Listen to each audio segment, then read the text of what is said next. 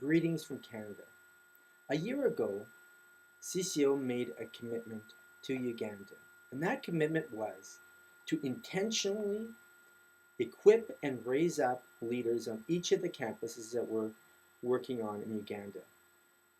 We want to raise up leaders who are able to raise up other leaders, Christ-centered leaders who are committed to evangelization and spiritual multiplication. You are those leaders that we are investing in. And I want you to know that I am well aware of your commitment and your hard work and your dedication. And I celebrate and give thanks for the fruit of your labors. But as you know, the work is not done. It is just beginning. There are countless souls out there on our campus who are wandering away, and we need to be committed to going to get them and bringing them back. So that's why you are gathering here today for the training. The topic for today will be assimilation. Basically, assimilation is getting all your members intimately involved in the movement. I would like to make 4 comments in this regard. The first is, it's very important that you as leaders of the movement understand that we are a movement not committed to raising up a bunch of followers, but we're committed to raising up leaders. So that means that we have to provide an environment where our members have real opportunity to lead. And that's where the discovery study plays a significant role. It gives practical opportunity to lead, not necessarily just be a follower. The second point is really important that if we are going to have an environment where we're raising up leaders, you need to take all that you're learning, all that you're coming to understand in being a leader, and passing that off on to all those who are leading faith studies on your university.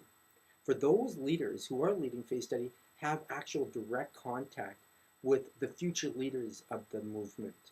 So if you invest in them, they will invest in the future leaders of the movement on your campus. The third point, which is very important, is the idea of spiritual multiplication. I know you've heard me talk a lot about spiritual multiplication, but I want to say that right now it is very important that you as leaders focus in on this idea of spiritual multiplication.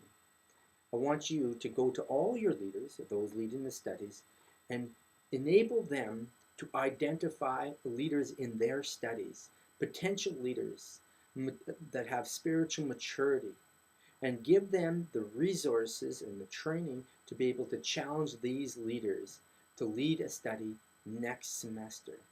If you do this, what will happen is that spiritual multiplication will actually be realized. If you have 10 leaders on your campus this semester, what you'll see is 20 leaders next semester leading studies, which will mean that the amount of members that you have will also double. So I encourage you to focus in on the theory of spiritual multiplication. The fourth, as you will be hearing today about the 4 commitments, the 1 commitment to have every leader in the movement pray for half an hour a day. 2 is to be committed to chastity and the chastity of those around them.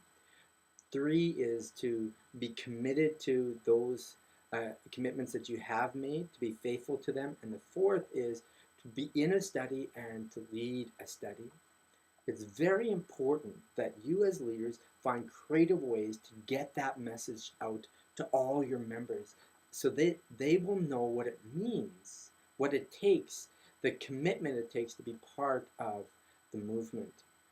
Well, I know I could keep talking, but we're running out of video here, so I'll finish off by saying I want you to know that I'm praying for you constantly, and I invite you to pray for me also.